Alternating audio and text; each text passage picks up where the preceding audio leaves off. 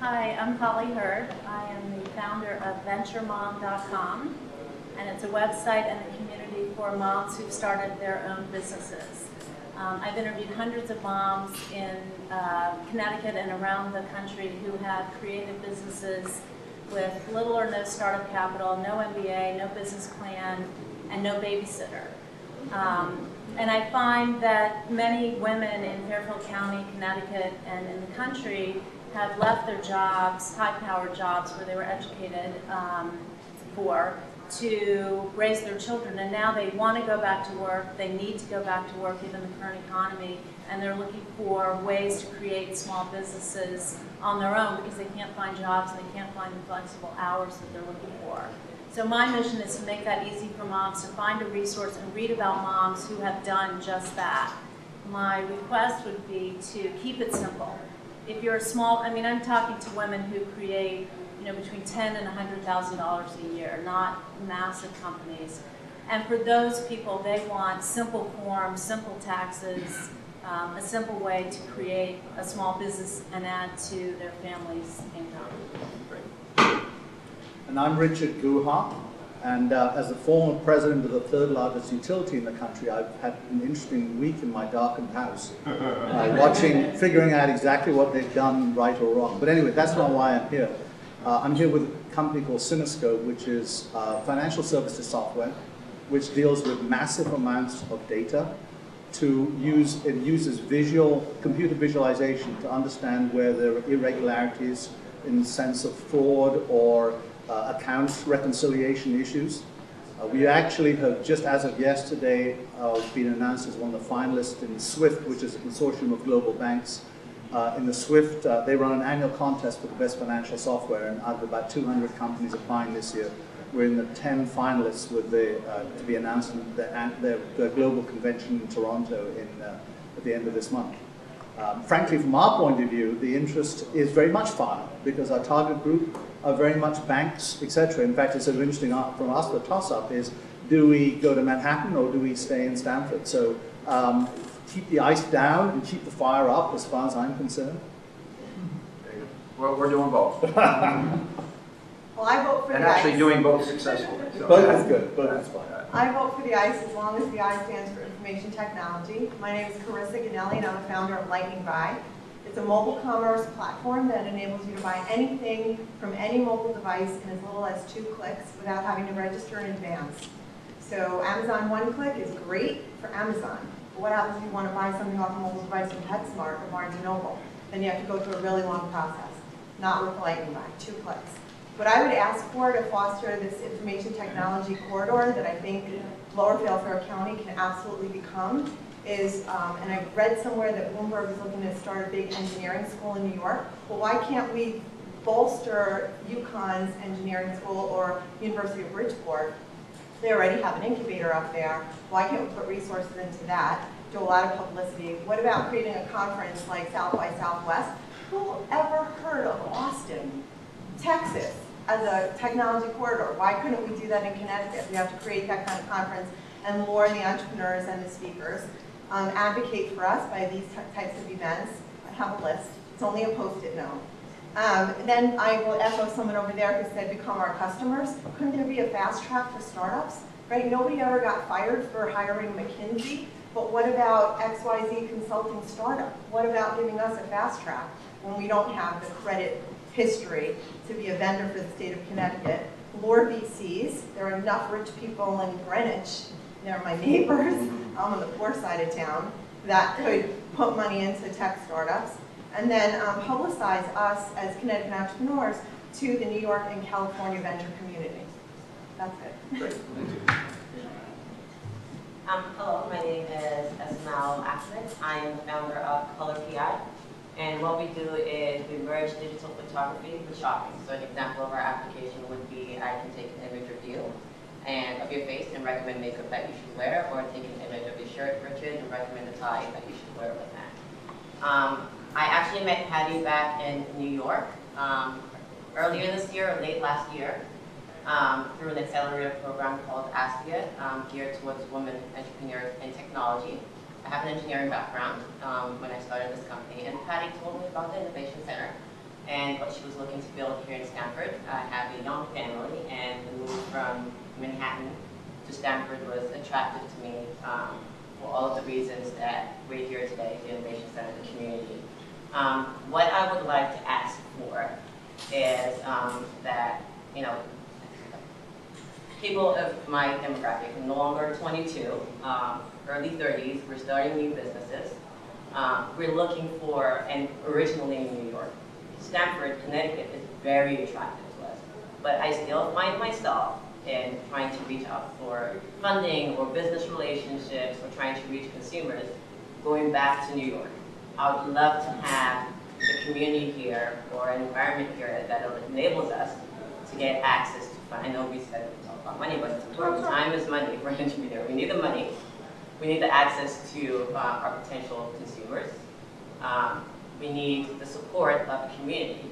And we need, and you mentioned this, you know, Benjamin, just need a friendly tax environment for entrepreneurs that are looking to start out a business.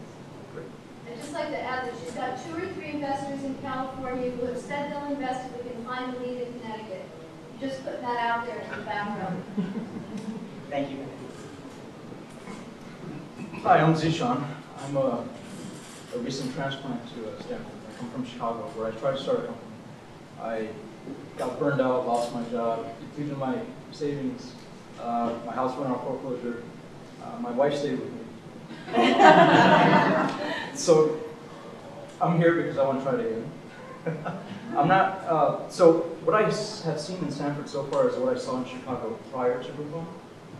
There's a lack of an ecosystem, at least from my perspective. So I think, you know, echoing what Patty has said and what we just heard across this row, we need to focus, or at least give some consideration to ecosystem development. And the factors in an ecosystem would be environment, you know, having some place to go, having events, you know, just the environment, having capital, you know, investors, and having talent. So each of those 3 categories is a conversation in itself, and I'm just here to be part of the conversation. And to support, I started Build in Stanford. It's an online community for promoting digital innovation in the city. So that's me. Great. My name is John Power. I'm a resident of New York City, as my business partners also. We're serial entrepreneurs. But we've located here in Stanford largely through the efforts of George Norfleet and the digital media tax credits that are available to us. A little bit of my background, I am from the fire of Goldman Sachs, E-Trade, I was president of Malloy Securities, and we've built a bridge between fire and ice, right? So in doing a portfolio teaching and analytics application, interactive website, we're assessing skills in finance from students, helping them with career readiness and industry knowledge to the actual industry to which they aspire. We met with several people throughout the state that are involved in the entrepreneurial ecosystem, from Charles Morat in New Haven, from Kevin here and Patty in the Innovation Center here, to people like Constantine Dragonakis, some of the venture capitalist people that are throughout the state. We think that Connecticut is a great place for entrepreneurs. We also think that in our efforts in assessing students, we're going to create a tremendous media attention to what we're doing in creating rankings and ratings. And we look forward to that being part of attracting new entrepreneurs to Connecticut as part of our messaging, as something that's built in Connecticut, to borrow your company slogan. And one of the things that we've seen in all of our exploration of the Connecticut entrepreneurial ecosystem is that there's a great opportunity for IP transfer from the pockets of engineering in schools like Bridgeport or up in New Haven at Yale to commercial products. And I think that focusing on that transfer of intellectual property from the development within the universities to the application as a service to industry is a focus that we've been guided to through you know, some of the helping hands that we've gotten from people like Patty. And thanks to her for putting this together and everything that she's done to kind of get this thing launched. I got Peter Propp with Shore Communications. We're a consulting firm. We help tech firms and startups with their marketing strategies and their go-to-market. I also started last year a meetup based in Westport called Fairco Team. We started with about 3 people around the table, just had a couple of entrepreneurs talking. By now, a year later, we've got 160 members, a bunch of different firms. There's consultants, there's people from big companies, small companies, and we've all gotten together to start to form the sort of ecosystem that we all agree is so essential. The sharing has been really exciting. The demos have been really fun. Some of our demoers are around the table here. I really want to underscore a lot of what's been said. One of the things that I think might be an area where we could do a stepwise progress would be to figure out a way to help some of the really small companies understand what they're missing. Like you've got the menu. You want to go and visit your first banker or your first angel investor. Do you have your story together? Is it good enough? And I know that's some of the stuff that Patty wants to pull together within the education in the center. But helping those really small entrepreneurs, people coming out of universities, and people with just great ideas, get their story together and tell it well. Those are the people that the angels want to invest in, those are people that the VCs want to invest in. And that's often very challenging for someone who might just be a techie by nature. Brett Goldberg. My company is Syncware. We're a software company in Stamford since 2005. So that would make us a geriatric startup. Our product is QR Sync, which is a mobile and web platform used by trade shows, job fairs, print media, as well as by retailers. Basically, wherever an ongoing connection is desired when a user scans a QR code. What for me would be beneficial in the local entrepreneurial landscape is really a piece that's missing nationally. And that is the lack of highly regarded 2- or 3-year technical institutes. What I've noticed is that when jobs are outsourced overseas, they're not going to college grads. They're going to the graduates of technical institutes in India, in Russia. And these degrees are highly regarded by the employers there and here. There's no reason why we can't have similar technical institutes here whose curricula are in sync with employers locally. And so what one notices is that startups tend to cluster around technical institutes that are churning out graduates with the relevant skills. If there was one in Stamford or in Fairfield County, I think it would be highly utilized. Hi, I'm the last guy. I guess my name is Bruce Benson. By day, I'm a senior managing director at a company called FGI Consulting in New York City. It's a multi-billion-dollar publicly traded company. I happen to run the ICE industries globally with them. So, and that, in this case, things are entertainment, communications, media, and media. But by night, I'm chairman of 2 companies here locally, both technology companies. One is Fluid HTML, and the founders of there, Jim Clemens. And the other one is Beckett Digital. Beckett Digital is a digital textbook production company. We partnered with the textbook manufacturers to bring digital textbooks to schools. Most of the states now are either passing or have passed digital textbook laws.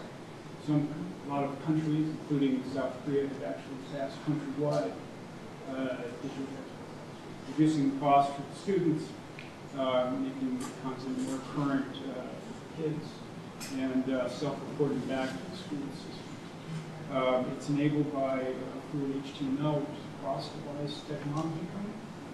And I think everybody in this room is correct, but what particularly struck my ear was the Austin comment, because I think underneath we have a brand You know, Connecticut is not thought of as particularly innovative.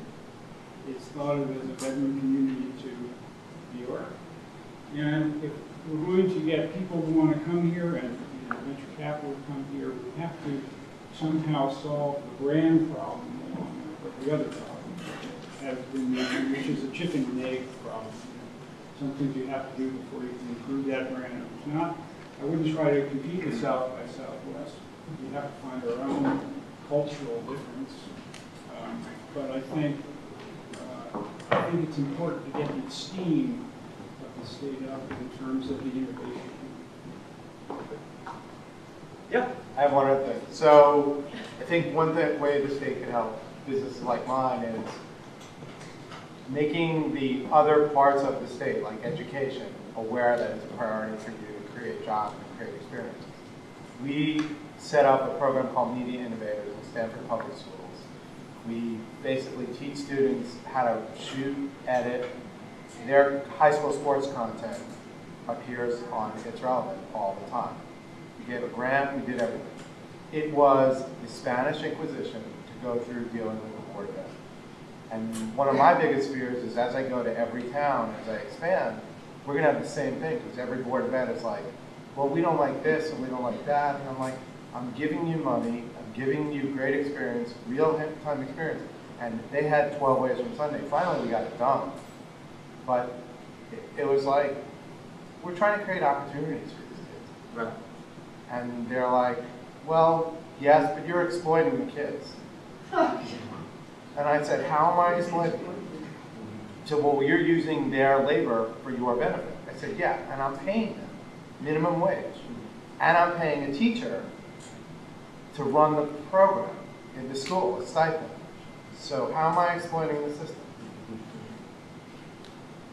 Just a second, not to interrupt the flow of fire and ice, but we're going to lose Senator Franz momentarily when we introduce him and thank him for coming, as well as Captain Smith, who's walked through the traffic and had fun. Grace is like present, so Catherine. Great, I'd be happy to say hello to everyone, and thank you for all of your comments. I'm sorry on this side of the table. You know, I came to the Stamford Innovation Center early this summer, May, June, something like that, and it was more a twinkle in the eye than I think where we are today. So I'm delighted to see the progress that we do, and I think this is a great opportunity for, as so many people have described, of trying to create that ecosystem, particularly in the state, where we're not anchored by a Yale or a UConn or other institutions that higher education can really help. So this new institution, I'm hoping will be a part of a leg of that important operation. And I very much look forward to working with all of you to try to figure out how we do an even better job. We've got obviously great examples around the table here of companies that are getting launched and underway successfully here in Connecticut. We want to extend that, expand that, and make this the innovation capital of, let's say, New England to start with.